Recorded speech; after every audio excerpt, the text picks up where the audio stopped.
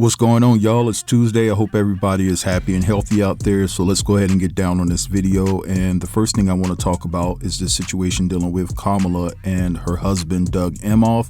So it seems as though that there's trouble in paradise, and there have been rumors circulating that the couple wasn't doing too well. Now, it's being reported that Kamala has left her husband behind in the marital home that they shared together, and they're saying that she actually moved to Malibu in a pricey new pad worth $8.1 million. Now, insiders that are close to Kamala are stating that she's focused on trying to win the Democratic nomination again with or without Doug's support. Now, they're also stating that the campaign that Kamala ran against Donald Trump put a strain and an unwelcome spotlight on their 11-year marriage, in particular Doug's past, because you guys remember it was definitely highlighted about him cheating on his first wife with the nanny, getting her pregnant, and then that led to an ABOR-TED pregnancy, and it completely destroyed his first marriage. And sources close to the situation are saying that that was an embarrassing revelation that did Kamala's candidacy no favors. And they want to highlight the fact that the entire campaign was just too much for Doug Emhoff. He felt like he was being pulled every which way, and it just put a very tough strain on their marriage. And in fact, it was brought to the forefront by Kamala when she put out her memoir called 107 Days, and she admitted that the couple suffered conflicts during the campaign. And she talked about specifically an incident just weeks before Election Day when he met her to celebrate her birthday. She goes on to say that Doug had been keeping his own grueling schedule and had flown in from a campaign event in Michigan. And Kamala says that Doug was preoccupied and tired, and that he was complaining that he hadn't given any thought to where they would be staying or their plans for dinner. And she just thought that was off-putting and unsettling. And so for now, they're saying that Kamala remains obsessed to return back to the campaign trail and to rectify the mistakes that she thought that she made in the first campaign against Donald Trump. And according to the reports, Doug is just not with it. He wants no parts of a campaign ever again. He's done. He's over it. And this has put Kamala in a space where she feels like that she has to do this on her own.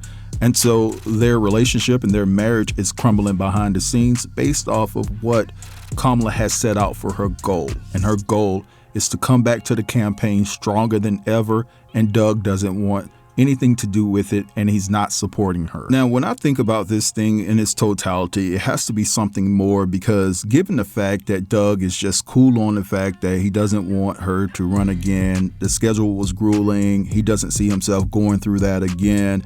It just seems as though, why would Kamala move out the house though? I mean, at the end of the day, she could just do this on her own while still being married to Doug. But maybe Kamala has put up with some shit during their marriage, and she feels like that he should be there no matter what, given the fact that she stayed around. Listen, I'm just guessing. I'm not saying that what I'm concluding is factual, but we have to remember, as smart and intelligent as Michelle Obama is, she even said herself that there were times that she didn't like Barack. She often felt alone. And then on top of that, it was different for Barack and Michelle because they were raising two young girls, and Doug and Kamala, they don't have that issue because Doug's children are grown.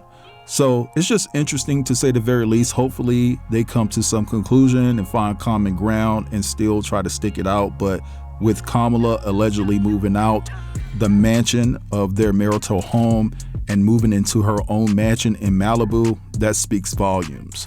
But anyway, let's move along, and I want to talk about Diddy. Now, it's being reported that there was a secret relationship between Diddy and Sarah Ferguson. Now, for those of you who don't know who Sarah Ferguson is, she was actually married to Prince Andrew. They got married on July 23rd, 1986. They separated in 1992, and their divorce became final in 1996. She's also a British author, a television personality, and with her marriage to Andrew in 1986, she became the Duchess of York. And so after her divorce from Andrew, Diddy and Sarah hooked up. It's been said that she liked rappers, and her and Diddy had a very special connection starting back in 2002.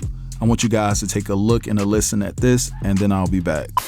I'm Andrew Loney, and I'm the author of entitled The Rise and Fall of the House of York. The updated paperback will be out on the 21st of May, and in it I exclusively reveal the relationship, sex, and business between Sarah Ferguson and P. Diddy, otherwise known as Sean Combs. In it, I will tell the story of how they met, in fact, much earlier than people realize. She was at his 1998 birthday party. She's always had an interest in rappers. Rappers were actually performing at her children's birthday parties, but no one had realized the extent of the relationship between the two of them. And I think what is particularly shocking is that she was taking her own daughters, then teenagers, to some of his parties. Eugenie to the 2006 yacht party, Beatrice to the launch of his perfume Unforgivable, which he claims was inspired by Sarah Ferguson herself. The book also looks at Sarah Ferguson's extravagance and debts, how often she couldn't pay staff. One occasion she paid a psychic in cigarettes. Often she was living off the credit card of Beatrice, or indeed the credit cards of her own staff. Staff who complained found themselves facing lawyers. The stories of how staff were involved in designing a lingerie range with her, and indeed an artist's residence in the Bahamas. There are all sorts of stories about how Sarah really hasn't grown up and she doesn't really have any boundaries. As a result, she behaves in very inappropriate ways, often with her financial benefactors. Well, what does the future hold for Sarah Ferguson? She's in debt. There's a fractured family relationship. She seems to be estranged from Prince Andrew. Will she conduct one of these very expensive interviews, sell the story to a newspaper, write a book? Or is the control over the fate of her own daughters and her reluctance to place them in any sort of jeopardy and to break them away from the royal family? And how will she solve her money troubles? We don't know where she is at the moment. Is she still at the spa in Austria? Or is an old rich boyfriend housing her somewhere, perhaps in Wiltshire? There's so much still to be discovered about Sarah Ferguson and her future. Will she now be finally thrown out from the royal family? Or will they feel the only way to control her is to actually pay her a pension and to pay her off?